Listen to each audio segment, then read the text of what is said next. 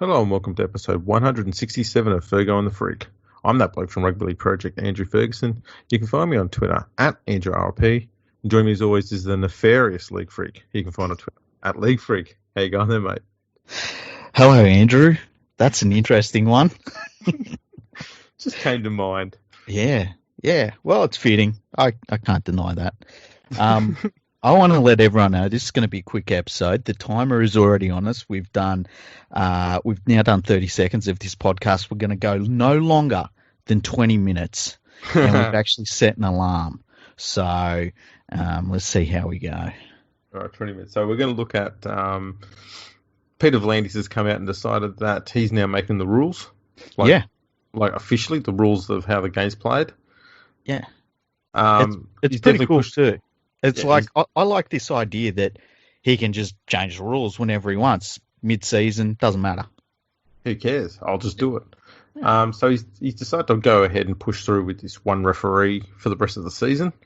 He claims, or he cites one of those survey things that gets sent out from the NRL headquarters full of fluffy questions. We had to go at one of those last year and mock the hell out of it for being crap. Yeah, it was terrible. But apparently one of those on there was talking about, do you think two referees is a good idea or not, or something to that. And apparently an overwhelming number of people said, yeah, two refs is shit. So he's framed that as the fans have spoken. And as I've said on Twitter tonight, the fans didn't really speak. What we had was mainstream media constantly hitting us with a barrage of what they think, until until a large number of people who follow the game start believing what the mainstream media says, and then the mainstream media gets what they want. Yeah, kind of like when we had one referee and the mainstream media said we had to have two referees. Yeah. And so that happened. And then the mainstream media immediately said we need one referee. Yeah, that's exactly right. So essentially what's happened is Buzz Rothfield now runs the NRL. Yeah, which is pretty good. I mean, he's probably on less coin than the ARL chairman. So maybe we should just appoint him. Sometimes I have to delete a tweet. Sometimes I send them to you. I wrote a tweet today about how rugby league is not like a slow racehorse, and I tidied it up a bit because I was going to say you can't fix it with a shotgun and a meat grinder, but I thought that might come across as a little bit harsh on Twitter, so I just toned it down a little bit for Twitter, because you know what people on Twitter are like. They're all, unique and delicate flowers. So I thought you were going to say you can't stuff it into a can and feed it to dogs. Well, I ended up saying you can't send it to a dog food factory. So that was me cleaning it up. Yeah, that was some good editing right there. I try sometimes. So I think it's pretty clear that everyone knows where we stand on this whole one ref, two refs thing. Way I see it, the rucker's going to slow down to a halt. The wrestle's going to come back. It's going to be ugly to watch, and everyone who's been bitching about the refs won't be able to come out and bitch and moan about it because this is what they wanted. Yeah, and when the referees are under so much pressure anyway, mostly because the NRL puts them under that pressure, now there are, half as many referees on the field, which is fantastic. And then they give them this other rule where instead of blowing a penalty if there's an infringement in the ruck, they can just call 6 again, which I don't know how that works if, say, the game's tied and one team is attacking the other team's try line. Wouldn't you just rather have 6 again over and over again if it's towards the end of the game, rather than give away a penalty like the old penalty style where they could kick for goal? Well, this is what's probably going to happen, is teams will just intentionally give penalties away, knowing that a team that's behind by 2 will never be able to have a shot at goal because they'll just be getting a reset of the tackle count. So it doesn't matter how many penalties the other team gives away, as long as they can defend and keep them out. Yeah, I just don't understand why we're at this point where people think that It's like, oh, teams are slowing down the ruck so much. It's a real problem. The wrestling in the game. So let's just stop looking at it. Yeah, I must admit, when there was talk about bringing in this 6 again thing, I was surprised that Buzz V'landys didn't come out and say let's make penalty goals worth 5 points. Yeah, I mean, it's as ridiculous as saying let's have less referees to open up the game. That's for sure. It is so nuts. And I'd like to use the line that a lot of the media used towards Todd Greenberg over his tenure in the NRL, and that is, V'landys doesn't have a feel for the game. No, this is the sort of decision that,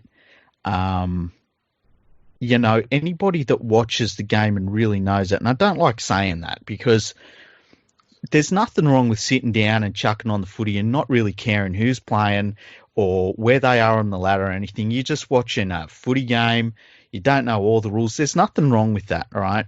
Mm-hmm. But I think that if you know the game and you know where it could be and what teams would get away with if they could, this is a really, really bad decision, especially when you consider that we're 2 rounds into the competition and now we're removing a referee, and it's under the guise of cost cutting, which is absolutely ridiculous. Like, that's the worst excuse, and it's kind of a slap in the face to anybody that follows the game. I mean, if you had just said, I just don't like 2 referees, I'd have copped that more than saying it's cost cutting.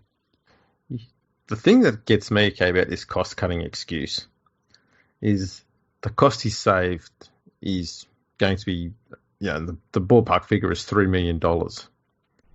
Why didn't he try and get an extra $3 million out of the TV rights deal to cover the cost of the referees? Yeah, and the other thing if he's is such a good money man and whatnot, $3 million is not that much. But what about we've got to cut some costs. Let's directly affect the product. Let's do it that way. Let's just play with 12 players. That'd cut costs.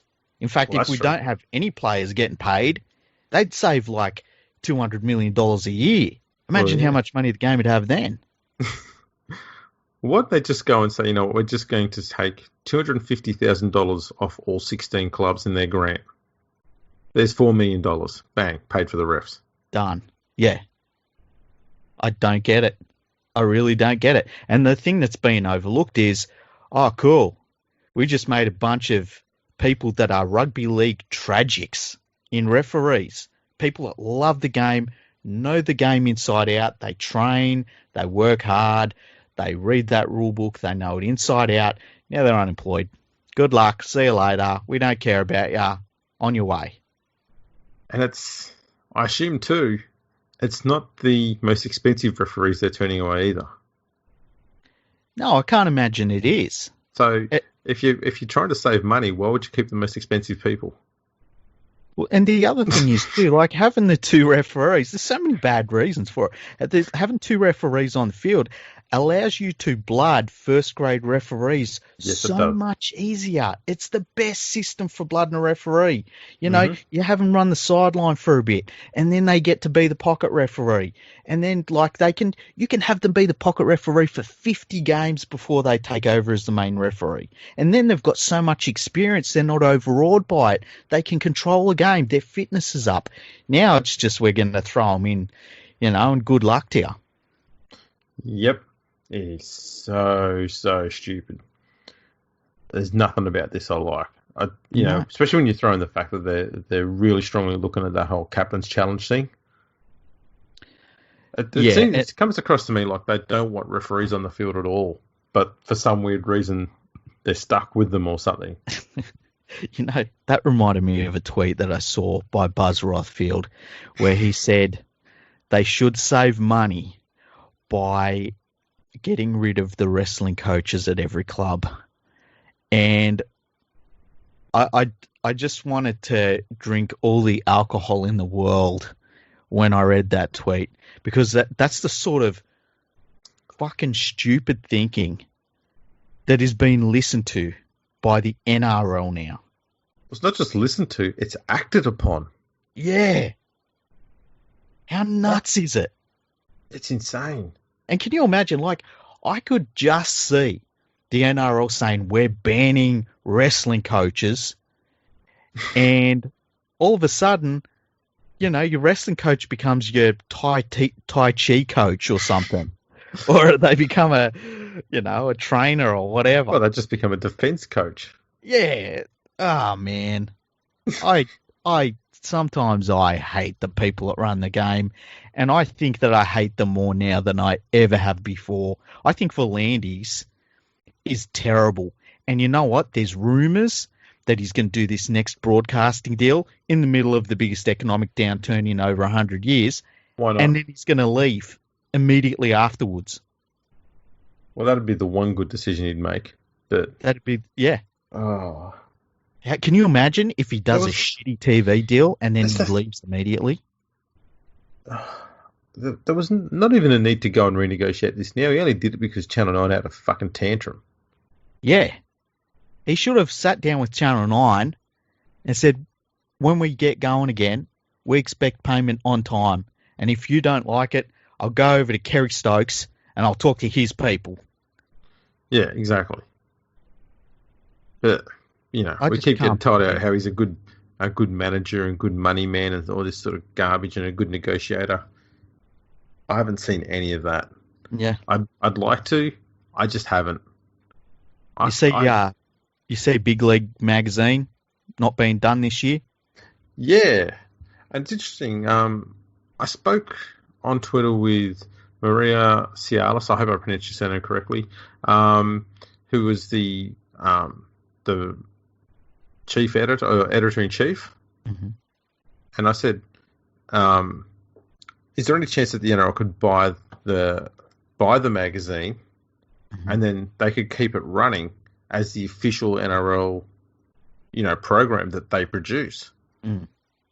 And her response was, the NRL owns the license. They just pay News to produce it. Yeah, I thought that was the case.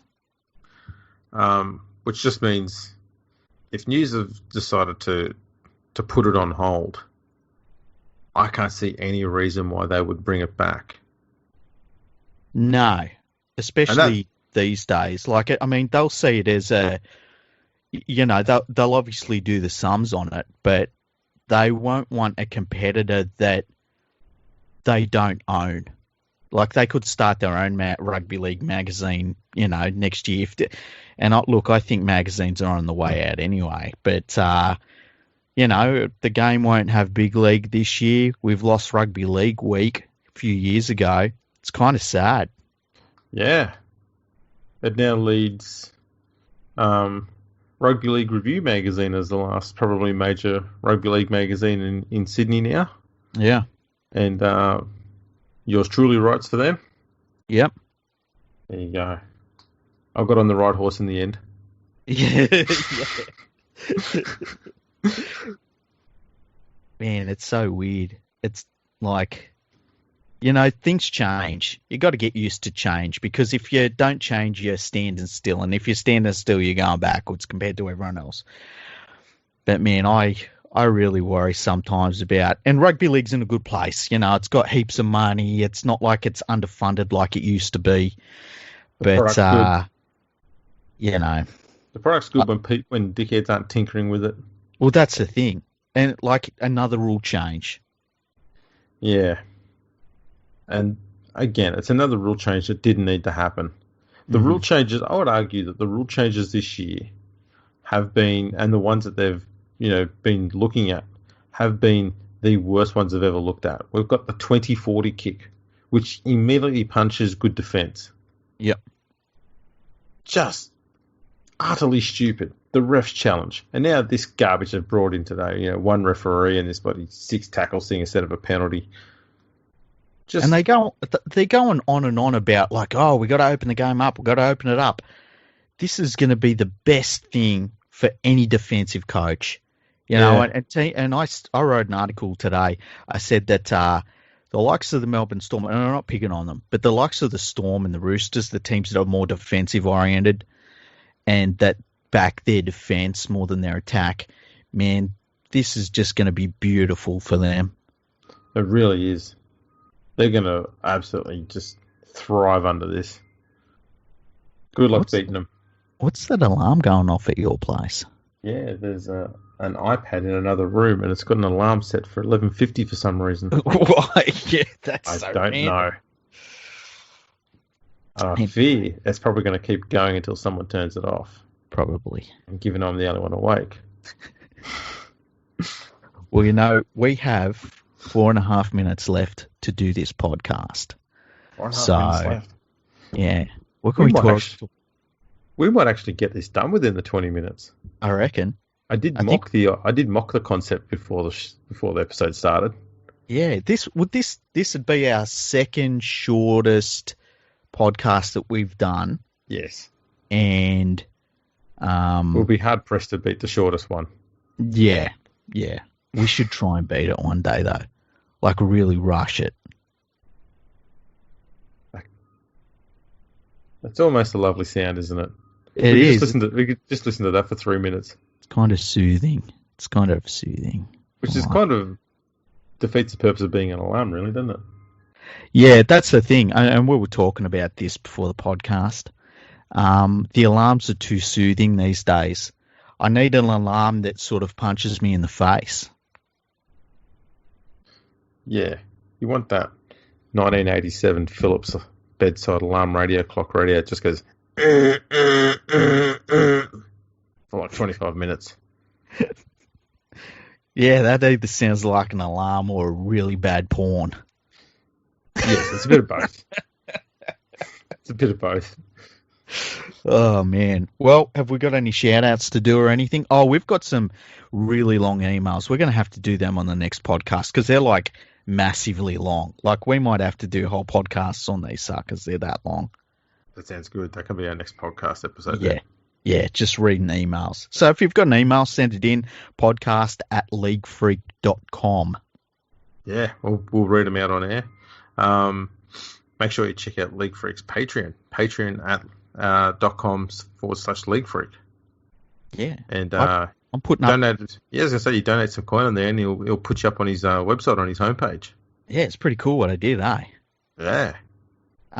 Also, check out patreon.com/ARL Project, because the digitization of rugby league history and statistics is very important to all of us.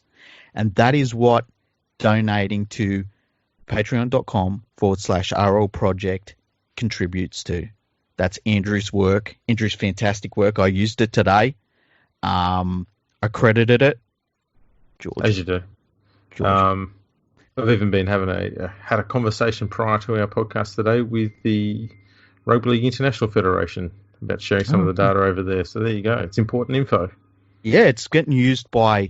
I mean, it gets used by everyone. So if you can contribute to it, just do it, because I think it's the most important rugby league website on the internet, quite honestly.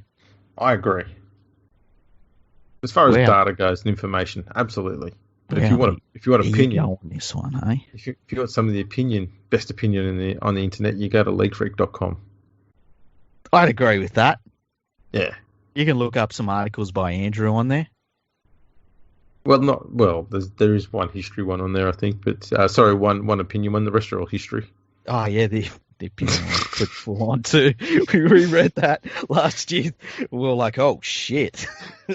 Someone was a little fired up at the time. Yeah, that was the sort of anger I only knew during the Matthew Elliott era. I was like, man, I know this feeling. Yes, that was. I'll tell you what. If you want to find it, we're not going to give you any clues. You just have to go through and click all the links on his website to try and find it. Yeah, and there's not many on the front page. No. How many websites have more clicks or links on the front page than my one? Man, you've got more homepage links than what I do on my one. Yeah, that's a fucking effort, let me tell you. Yeah, mine becomes just an absolute rabbit warren after the first click. Yeah. You go click. Okay. Holy shit, where do we go now? Yours has more layers, when I say layers, it might have like 1 million more layers, and that's not even exaggerating. No, that's very much underplaying it. Oh, man. Well, you know what? We've gone close to 20. Oh, we have did 20 minutes now. Yep. There we go. You There hear it that? is. That So, was the noise. Thanks for tuning in, everyone. Follow us on Twitter at FergoFreakPod. Follow us on Instagram at FergoFreakPod. We're on YouTube. We're on LinkedIn. We're on Facebook. Freak's got the email. He's got the buzzer. Lovely. that's fucking annoying, eh? We should just have that as the theme music at the start. It's just you playing a beat with that noise. Yeah, that would be cool. It's better, by the way, on Chasing Kangaroos podcast, they started their last podcast, and it was the sound of somebody calling someone else. So I'm listening to it, right? And I think that I'm calling someone by accident, and it scared the hell out of me. That's I brilliant. couldn't believe it. We need to do a bit of that stuff. Yeah. Alrighty. Thanks for tuning in, everyone, and we'll catch you all next time.